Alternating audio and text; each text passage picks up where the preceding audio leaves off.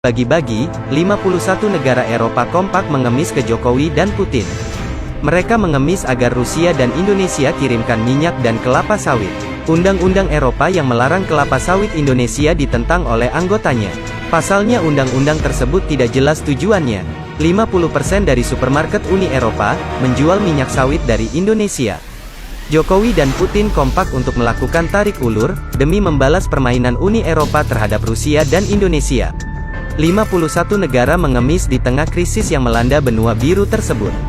Lalu bagaimana respon Jokowi dan Putin untuk menanggapi Uni Eropa? Sahabat bagi-bagi, 51 negara Eropa kompak mengalami krisis energi. Dan kini seluruh negara Eropa mengemis, meminta minyak mentah dari Rusia, dan sawit dari Indonesia. Krisis yang dilanda benua biru tersebut, membuat 51 negara harus menanggung malu. Karena harus menarik lidah dan kembali menggunakan minyak mentah dari Rusia, dan sawit dari Indonesia. Tak tanggung-tanggung, bahkan di Amerika, terjadi PHK massal yang paling banyak dalam sejarah.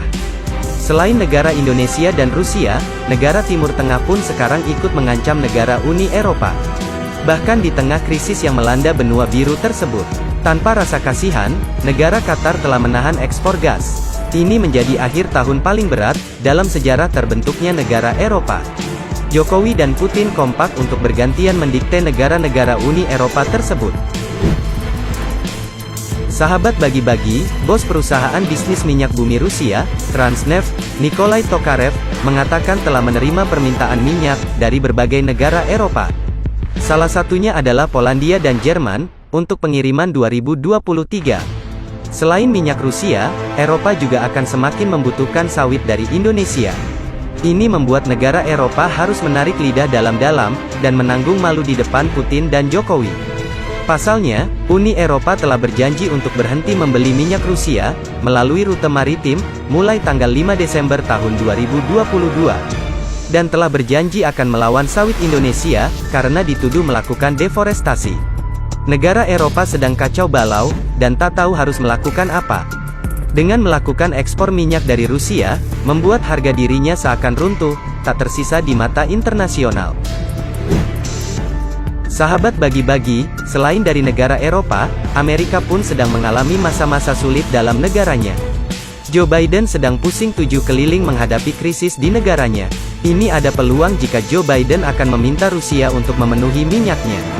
Dan tentunya Amerika akan mengekspor barang-barang dari Indonesia. Karena di negara tersebut banyak sekali, bahkan rekor dalam sejarah, terjadi PHK besar-besaran. Amerika Serikat sedang dihantui pemutusan hubungan kerja, atau PHK massal. Pasalnya, di tahun depan, negara dengan nilai perekonomian terbesar di dunia tersebut, diperkirakan akan mengalami resesi. Perampingan organisasi menjadi alasan utama PHK dilakukan. Kondisi saat ini, bahkan lebih parah ketimbang krisis finansial yang melanda Amerika, pada tahun 2008 sampai tahun 2009, khususnya di sektor teknologi. Pada 2008, total PHK di sektor teknologi mencapai 65.000. Setahun berselang, PHK juga terjadi dengan jumlah kurang lebih sama. Sementara di tahun ini, jumlah PHK massal sektor teknologi AS, sudah mencapai 150.000 tenaga kerja. Perusahaan besar seperti Meta, Twitter, Cisco, Amazon, HP dan masih banyak lagi, semuanya melakukan PHK. Menurut laporan tersebut, ada 965 perusahaan teknologi yang melakukan PHK, di tahun ini.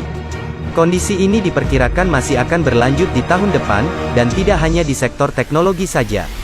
Ini membuat Putin full senyum, karena negara Rusia berhasil membuat negara Amerika dan sekutunya keok, dan tak bisa melakukan apa-apa. Oleh sebab itu, Jokowi kompak dengan Putin akan mendapatkan durian runtuh dari negara Eropa dan Amerika. Negara-negara ini akan menjadi sumber cuan di kala musibah datang. Sahabat bagi-bagi, di dalam situasi krisis Eropa tersebut, masih saja negara ini melakukan kelicikan-kelicikan terhadap Indonesia dan Rusia.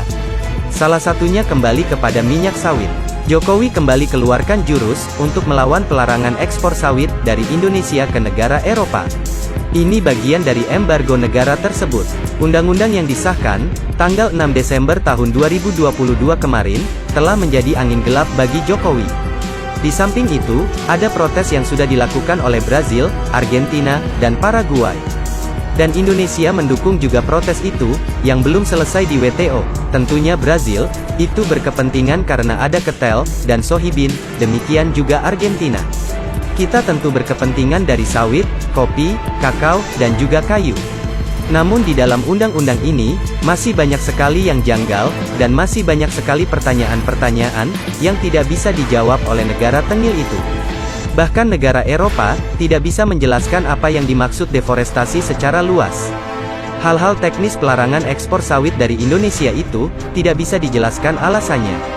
Jadi kalau menurut Mimin tentu undang-undang ini telah memberi sinyal kepada kita, bahwa masalah deforestasi itu, adalah masalah yang kian serius di berbagai negara. Ini sinyal bahwa Eropa makin protektif. Namun ini tidak akan terasa besar bagi Indonesia, walau ributnya sudah mulai di mana-mana. Sahabat bagi-bagi, secara bisnis real, Indonesia belum akan terasa dalam waktu dekat. Perlu diketahui, 50% dari barang yang ada di supermarket di Eropa itu, ada minyak sawitnya. Mulai dari coklat, minyak goreng, sampai ke popok bayi, dan kosmetik. Semuanya mengandung minyak sawit di dalamnya. Jadi, mustahil kalau Uni Eropa tidak akan berteriak meminta minyak sawit dari Indonesia. Dan ini tidak akan ada penggantinya. Jadi sangat sulit bagi Eropa untuk tidak menerima sawit Indonesia atau sawit dari negara manapun juga. Jadi undang-undang ini, menurut Mimin, secara garis besar sejalan dengan semangat untuk mengatasi perubahan iklim dan lain-lain. Hanya kemudian caranya, dan standar yang dipakai. Ketentuan yang mau diterapkan itu, seharusnya kita bahas bersama, antara dia sebagai pembeli, dan kita sebagai penjual. Ekspor Indonesia ke Eropa untuk minyak sawit, kira-kira 10-11% dari total ekspor kita. Jadi kalau misalnya Eropa terlalu rewel, sebenarnya bagi kita masih punya 90% yang lain. Jadi bukan masalah besar bagi Jokowi. Jokowi dan Putin akan full senyum tentunya.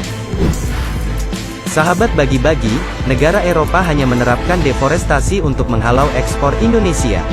Negara tersebut, bahkan, tidak melarang komoditas mereka melakukan deforestasi, seperti bunga matahari. Ini akan menjadi perbincangan hangat, tentunya bagi masyarakat Indonesia. Uni Eropa maunya menang sendiri, dan menjadi negara maju sendiri. Mari kawal terus Indonesia untuk menjadi negara maju, merdekalah kita seutuhnya, merdeka!